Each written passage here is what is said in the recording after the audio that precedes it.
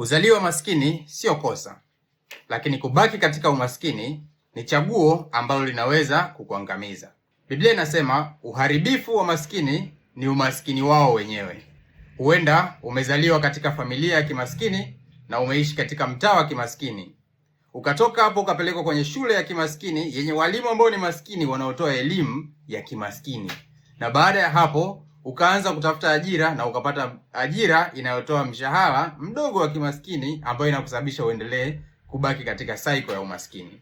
Lakini Biblia inakwambia kwamba mwisho wa jambo ni muhimu kuliko mwanzo. Hivyo jaribu kuangalia ni kitu gani ambacho unaweza ukakifanya kikakukwamua kwenye janga la umaskini, na usiendelee kubaki na mawazo mgando ya kimaskini. Hizi ni sekunde chache, tuonane tena siku nyingine.